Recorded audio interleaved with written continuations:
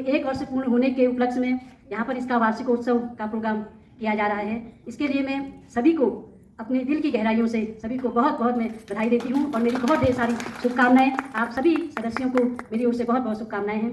तथा इसके साथ ही मैं एक बात और कहना चाहूँगी कि जैसे आप लोग समय समय पर यहाँ पर सुंदरकांड का आयोजन करते हैं, इसके लिए ये बहुत ही सराहनीय विषय है कि आप लोग यहाँ पर सुंदरकांड का आयोजन करते हैं। और मैं इसके लिए रामलला कमेटी के अध्यक्ष श्री कुशाल मास्टर जी को भी बहुत बहुत मैं सहयोग करने के लिए मैं धन्यवाद करना चाहूँगी अपनी ओर से कि आप लोगों का यहाँ पर बहुत सहयोग मिलता है, जिसके कारण इनका सुंदरकांड का पाठ का आयोजन होता है। और इसी के साथ अगर सुंदरकांड की हम बात करें तो जैसे कि हमारी पूरी रामचरितमानस में पूरे हमारे 7 खंड हैं, उनमें से 5वां खंड सुंदरकांड है। तो क्या कोई बता सकता है कि हम सुंदरकांड का ही पाठ क्यों करते हैं? कोई बता सकता है कि सुंदरकांड का ही आयोजन क्यों किया जाता है? चलिए मैं बताती हूँ। सुंदरकांड में कुल मिलाकर के 3 श्लोक हैं, 6 छंद हैं और 60 दोहे हैं और 526 इसमें चौपाइयाँ हैं सुंदरकांड में। और इसमें से अगर हम देखें कि जो हमारे 7 उसमें श्री हनुमान जी के चरित्र का वर्णन किया गया है और बाकी के जो 30 दोहे हैं उसमें विष्णु के अवतार श्री रामचंद्र जी का वर्णन किया गया है। और अगर सुंदरकांड में हम देखें तो इसमें 24 चौपाइयों में सुंदर वर्ड का यूज हुआ है।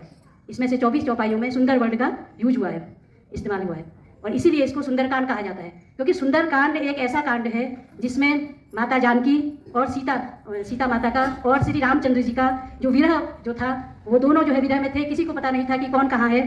तो हनुमान जी के द्वारा हनुमान जी ने पता लगाया और हनुमान जी ने सीता को शोक से जो है बाहर निकाला और वहाँ रामचंद्र जी को सीता की खबर दे करके रामचंद्र जी को शोक से निकाला। तो ये एक ऐसा कांड है जिसके कारण श्री रामचंद्र जी और सीता माता शोक मुक्त हुए। तो आप समझ सकते हैं कि अगर भगवान श्री राम और सीता माता शोक मुक्त हो सकती है तो अगर हमें सुंदरकांड का पाठ अपने घर घर में करें और जिस प्रकार से यहाँ आयोजन होता है तो हमारे सारे कष्ट हमारे सारे दुख कैसे दूर होंगे। और जिस प्रकार से उन्होंने लंका में जाकर लंका दहन किया तो लंका का जैसे दहन हुआ वैसे ही हमारे सारे कष्टों का दहन होता है।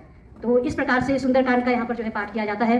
और सुंदरकांड में जैसे हम हनुमान जी को देखते हैं, ऐसे कहने को तो मेरे पास बहुत कुछ है, अगर समय पूरा हो जाएगा तो आप मुझे बता दीजिएगा। तो जैसे सुंदरकांड में हम देखते हैं कि जैसे पवन पुत्र हनुमान है, तो पवन पुत्र हनुमान बचपन से ही बहुत ही नटखट थे, लेकिन वो पवन पुत्र थे और शिव रामायण के माध्यम से सभी जानते हैं। तो जिस प्रकार से जब ये समय आया कि अब सीता को लंका का राजा रावण हर के ले गया है तो कौन लंका में जाए, तो अंगद ने कहा कि मैं जाऊँगा। जब अंगद ने कहा कि मैं जाऊँगा तो जामवन जी बोले तो बल है, आप पवन पुत्र हैं, पवन के समान आपके पास जो है बल है, शक्ति है, बुद्धि है, विवेक है, ज्ञान है आपके पास।